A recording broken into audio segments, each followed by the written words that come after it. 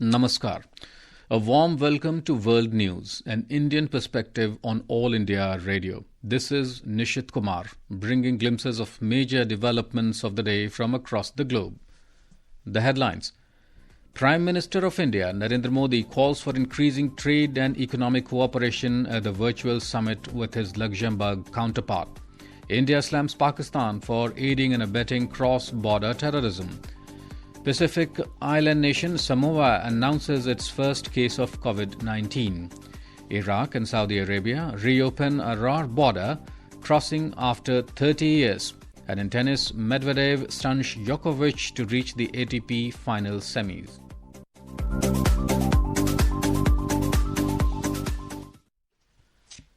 Prime Ministers of India and Luxembourg held a bilateral summit in virtual format today. The two Prime Ministers agreed to strengthen cooperation on realizing effective multilateralism and combating global challenges like the COVID-19 pandemic, terrorism and climate change. Addressing the virtual summit, Prime Minister of India, Narendra Modi, said there is a lot of potential of increasing economical exchanges between India and Luxembourg. Mr. Modi congratulated his Luxembourg counterpart, Xavier Bettel's skillful leadership in this difficult time of the COVID pandemic. He expressed condolences on behalf of all Indians for the loss of lives in COVID in Luxembourg. Bharat Luxembourg partnership दोनों देशों के साथ साथ दोनों क्षेत्रों की recovery के लिए उपयोगी हो सकती है।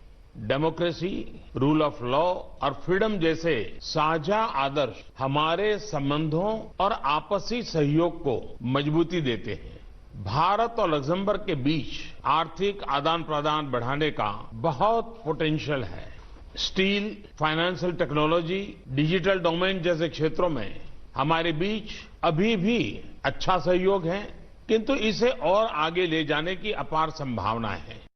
Speaking on the occasion, the Luxembourg Prime Minister welcomed the agreements in the area of space and finance. He said his country supported and welcomed India's election to UNSC for the term 2021-22. We have good cooperation on bilateral level, but also on multilateral level. We are stronger when we work together. And so you can count on us, and we supported and welcomed India elections to the UN Security Council for the term 21-22, which is also, I think, a very important success. India today slammed Pakistan for aiding and abetting cross-border terrorism. It said Pakistani forces continue to engage in providing supporting cover fire to infiltrators despite repeated calls for restraint and adherence to the ceasefire understanding of 2003 for maintaining peace and tranquility.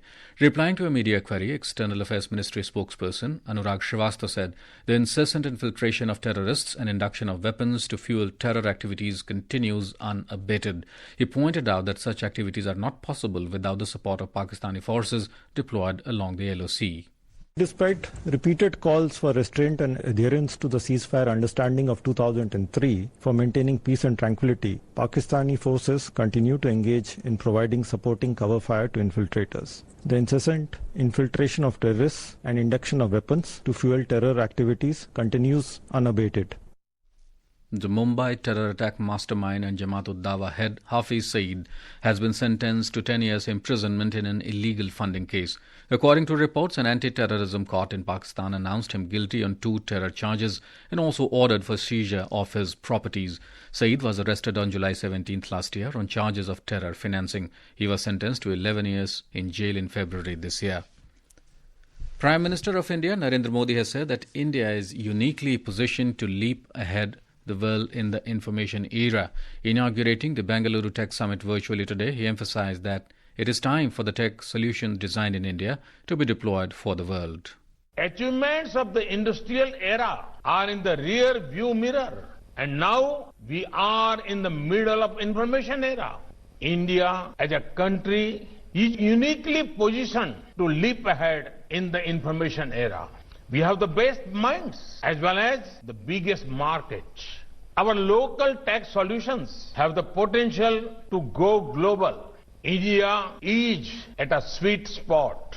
It is time for tech solutions that are designed in India but deployed for the world.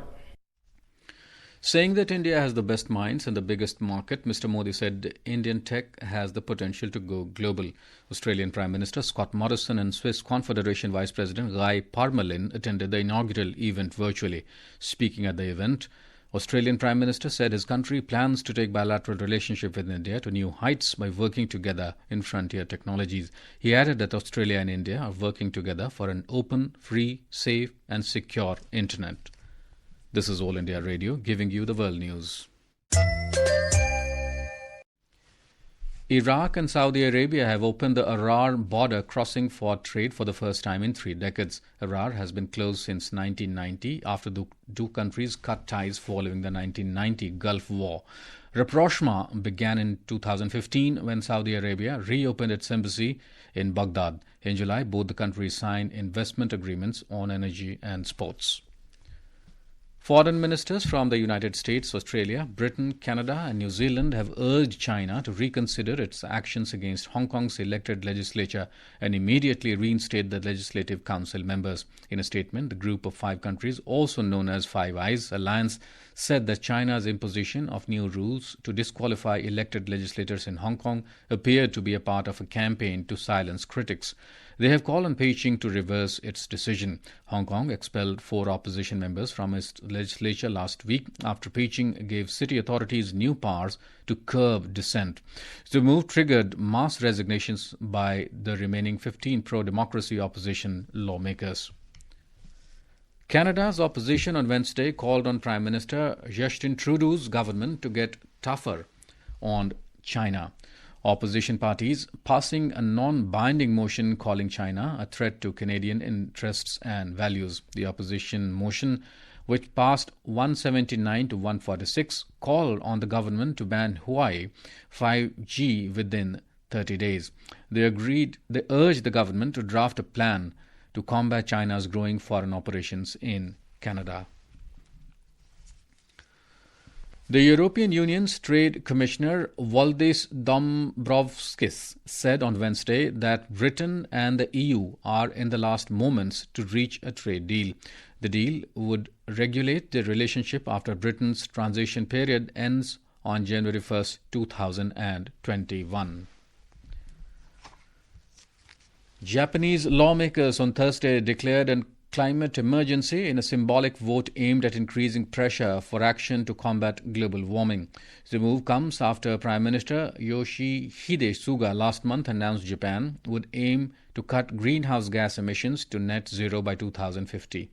Ruling Liberal Democratic Party lawmaker Yoshihisa Furukawa said the resolution was vital to show the world that Japan was not lagging in the fight against global warming.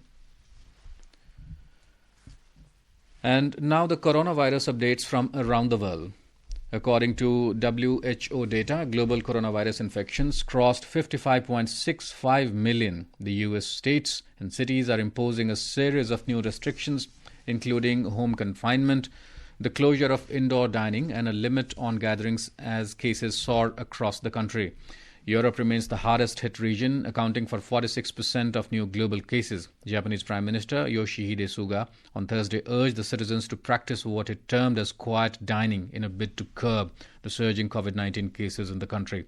Pacific Island nation Samoa announced its first case of COVID-19 on Thursday. In India, the COVID-19 recovery rate has further improved to 93.58% and the active caseload has fallen below 5% of the total cases. And now moving on to sports. In tennis, Russia's Daniil Medvedev defeated world number 1 Novak Djokovic in straight sets to qualify for the ATP final semi-final at O2 Arena in London. India is celebrating the 151st birth anniversary of Mahatma Gandhi. Before we end, let us listen to his favorite bhajan Vaishnava Jan by artists from Bolivia.